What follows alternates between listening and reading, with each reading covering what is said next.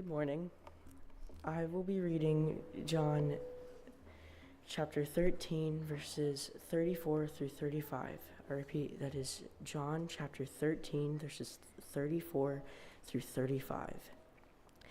A new commandment I give to you, that you love one another just as I have loved you. You also are to love one another. By this, all people will know that you are my disciples, if you have love for one another.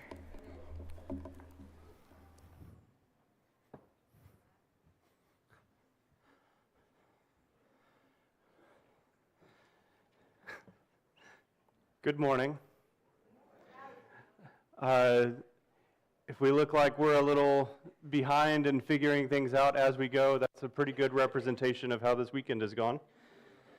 But it came together very, very well. This has been a great weekend. I have to give a huge thank you to everyone who made this possible. I get a lot of that credit, but I don't deserve it. I want to reflect that back onto everybody who has helped us up to this point. You're probably wondering why I've got this up on the stage with me, and this is also a pretty good way to explain to you if the kids seem tired or bouncing off the walls, it's because I forced them to sit through 15 lessons yesterday. And these are the 15. I told everybody to keep it less than 10 minutes or less. Some did. But we had 3 meals so far. We've got one more after this. After Bible class this morning, this lesson is lucky number 17.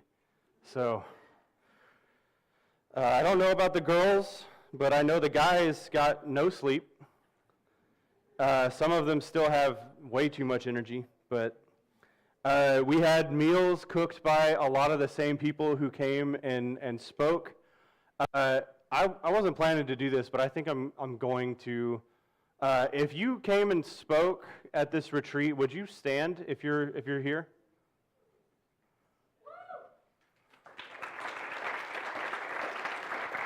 There's a few more that aren't here, but that's incredible. And the meals were cooked by a lot of the same people who spoke. They got here early yesterday. They got here even earlier this morning, and I have not heard one complaint from any of them. And so if you are attending this youth retreat, I want you to know that they have done all of this for you. They love you, and they have showed it with their actions. Amen? What a beautiful way to show that love is a verb.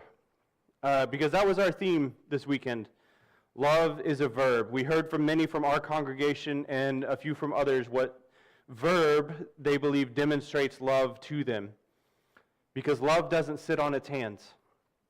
It has to act. It has to do something. And that's the challenge that John gives us in 1 John chapter 3. I'm going to start in verse 16. He says, "This is how we know what love is. Jesus Christ laid down his life for us, and we ought to lay down our lives for our brothers and sisters." Right? So we know what love is because of what Jesus did, because he acted. So how do we respond to that? John says by doing the same.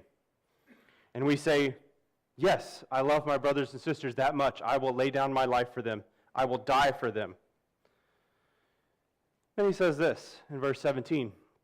"If anyone has material possessions and sees a brother or sister in need, but has no pity on them, how can the love of God be in that person?" John gets uncomfortably practical with us. He gets all in our business, right? We started off saying Jesus laid down his life for you. Lay down your life for others. And we're like, yeah, we're here for that. We're all about that. And he says, great. Now imagine that your brother needs something, and you have the ability to help. Now what? And for some reason, when we hear that, we tense a little bit. We're like, ugh, how much are we talking? Let's not get carried away. Or maybe we'll say something like, can I just die for them instead? Because John takes gigantic theology of the cross down to an extremely ordinary question: what will you do with what you have?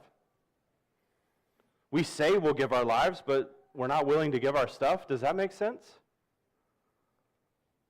Love isn't measured by saying things. It's measured by what we do when the opportunity is in front of us. And soon, we discover if our grand declarations about love survive contact with the real life. Because it's not that the command that he's giving is too hard. It's that our priorities are out of order. This verse kind of exposes our selfishness. Because if you really understand what Jesus did, how can that not affect what you do with what you have? And I think that's what he reminds us of in verse 18. This was our theme verse for the weekend. Dear children, let us not love with words or speech, but with actions and in truth. When love becomes a verb, when it becomes more than just a word, that's when we know love is real. And it's not because words don't matter, but the love that we are called to has to be more than just words. True love costs time. It costs your pride, your comfort, forgiveness. Sometimes it costs you your right to get even, and so on and so forth. Where do we learn this? By watching Jesus. Jesus is what love looks like when it becomes flesh. Jesus moved toward people. Jesus served people. Jesus gave himself for people. He didn't just tell us to love, he showed us how. And one specific example I want to show you of that, technically, I wrote it first, but Kyle thinks he wrote it first. So shout out to Kyle for giving me this idea. Hours before Jesus is betrayed, Jesus does something incredible. You can see this in John 13. I want to read to you verses 1 through 5. It says, "It was just before the Passover festival. Jesus knew that the hour had come for him to leave this world and go to the Father. Having loved his own who were in the world, he loved them to the end. The evening meal was in progress, and the devil had already prompted Judas, the son of Simon Iscariot, to betray Jesus." We will come back to that idea, so hold on to that. Jesus knew the Father had put all things under his power, and that he had come from God and was returning to God. So he got up from the meal, took off his outer clothing, and wrapped a towel around his waist. And after that, he poured water into a basin and began to wash his disciples' feet, drying them with the towel that was wrapped around him. Jesus was the most important person in the room, in any room. He has ultimate authority. He's the head of the table. He's their rabbi, their master, but he takes the role of the servant. And it must have been uncomfortable, right? Jesus, you don't have to do that. We have people that can do that, but Jesus ignores them. This is not a job that you do in 30 seconds or less. He washed 24 dirty feet. Now, they walked on dirt roads wearing sandals all the time. This is unquestionably demeaning servant work. Jesus did for them what none of them would have done for each other. And I want to make a very specific inclusion of that. He does not exclude Judas from this demonstration. Well, maybe he didn't know what Judas was going to do. No, John goes out of his way to let us know that Jesus already knew Judas would betray him. Judas has been planning. The betrayal is already in motion. It's happening tonight. Jesus knew, but he still ate with him. He still washed his feet. He doesn't treat Judas any differently. Now I want you to put yourself in Judas's position. Think about how uncomfortable that is for him. He's hoping nobody suspects a thing. He's looking for his moment to get away. And then Jesus makes his way around the circle to Judas. And he makes eye contact. I imagine he's thinking, he knows. And he knows that I know. And he still washed my feet. That's where this theme gets a little uncomfortable. It's easy to love people who love you. It's much harder to love someone when you know they're going to hurt you. It's hard to serve someone when you know they don't deserve your kindness. But Jesus is demonstrating the kind of love he's commanding. He doesn't pretend that the betrayal is okay. He isn't fooled by Judas like the disciples were. His love isn't based on ignorance. He knows Judas fully and still fully loves him. That doesn't mean he approves of his actions. It doesn't mean Judas won't be held accountable. Judas made an evil choice. The point that I'm making is that Jesus doesn't retaliate with an evil choice. He doesn't return evil with evil. He still loves him. He still serves him. And then Jesus lets Judas leave. He lets him make his choice. He knows his death is approaching. He knows that Satan is at work. I told you we would come back to that. In verse 2, it mentioned that Satan had already tempted him. In 27, it also mentions that Satan is at work. And I don't want to breeze past that detail. Right? Jesus is fully aware that his hour has come. He's returning to the Father. The Father put all things under his power. The cross, the timing of his death, even Judas, and Satan working through him. There's nothing outside of his grasp. And what I want you to see is that even though the devil is present in this room, the room still belongs to Jesus. And what does he do with that room? He kneels down and he washes feet. And the weight of that never decreases. His hands held the universe, and now they're washing feet. Even the feet that have wondered and plan to betray him. Verse 21, Jesus says, "One of you will betray me." Peter gets John to ask him, because John is sitting next to him. Ask him who he means. So John leans back and says, "Who?" And Jesus says to John, "The one I give this piece of bread that's been dipped in the dish." And Jesus dips it and then hands it to Judas. That means Judas is sitting close enough to Jesus for Jesus to hand this to him. This is meant to be a token of favor, a sign of fellowship, and an act of friendship. But when Judas takes this bread, it says Satan enters Judas when he ate the bread. And in that moment, he's got God's mercy in one hand and darkness in the other. And Jesus says to him, "What you're about to do, do quickly." So Jesus knowingly allows Judas to leave, to betray him. And after he leaves, Jesus says, "Now the Son of Man is glorified and God is glorified in him." Jesus is not helpless here. This is sovereignty. Right? The cross is going to come through wicked hearts. It comes through the devil's hatred. It comes through Judas's betrayal, yet all of it is God's deliberate plan and foreknowledge. And Jesus fully embraces that, knowing the entire cost. At this moment, both of them, both Satan and Jesus, know that time is running out. So they are both at work in this room. Satan's work is betrayal, deception, and destruction. Jesus' work is serving, loving, and cleansing. So I say again, how do we know what love is? Look at Jesus. He knew Satan was at work. He knew who Judas was. He knew what Judas was going to do, and he still picked up a towel.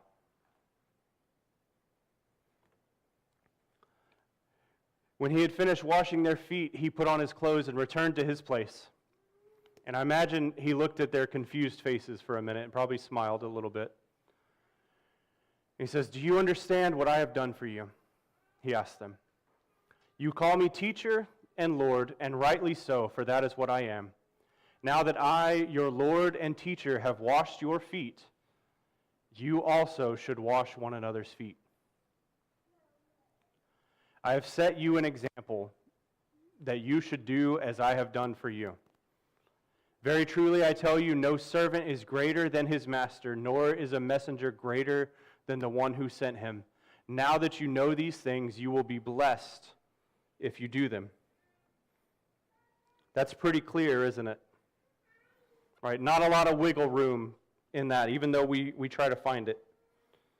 The Son of God humbled himself to a foot-washing servant to show them how much he loved them. And he said, okay, now it's your turn. And we always try to find that loophole. Is foot washing some sort of metaphor for acts of kindness? You don't want us to literally do that, do you? And I just imagine Jesus looking at us saying, did I metaphorically wash their feet? We need to humble ourselves. As we rise in status or popularity, we must also remember to kneel. Don't think too highly of yourself. Don't think anyone or anything is beneath you. When the spotlight's on you, when everyone is applauding you or congratulating you, when somehow, some way you've become the most important person in the room, the most powerful person in the room, you need to humble yourself and look for feet to wash. Because you will never be greater than your master, and he literally washed their feet.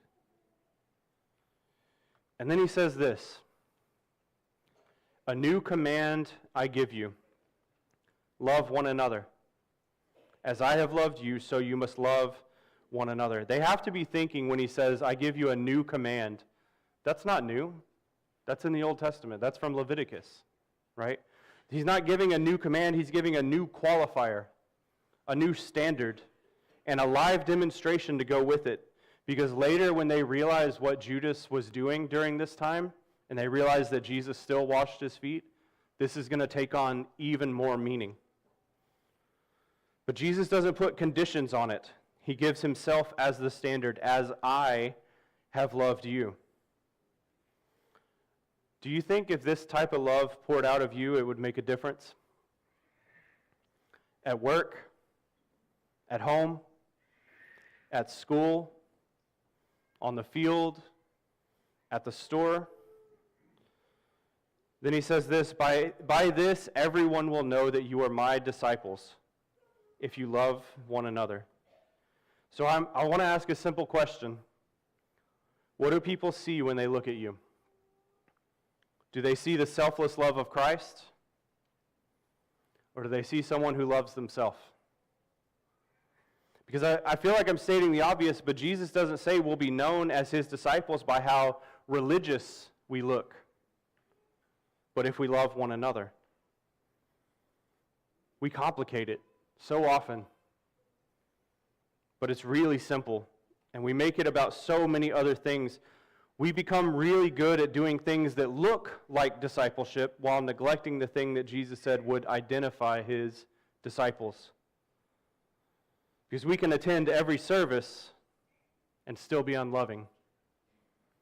We can defend the truth and still be unloving. We can give generously and still be unloving. We can talk constantly about Jesus and still make it difficult for people to see Jesus. I'll throw this one out there too. Being here this weekend doesn't prove that we're good at loving people.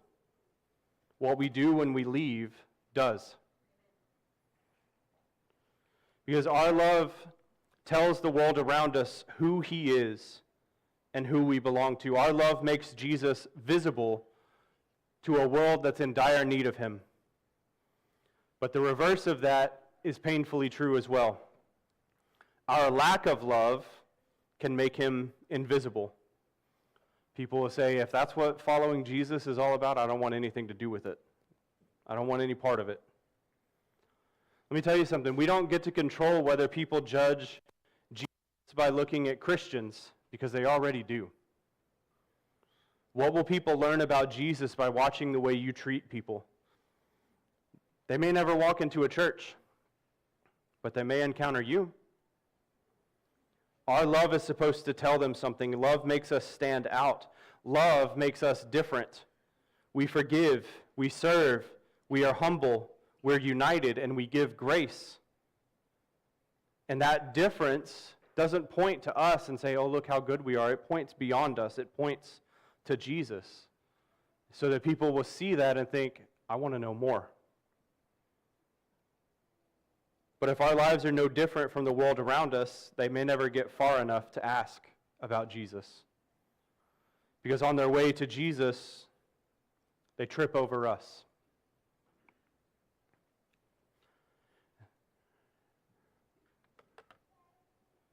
Love is a verb. Your verbs tell everyone something about Jesus, whether you realize it or not. How do we know what love is? Because of what Jesus did.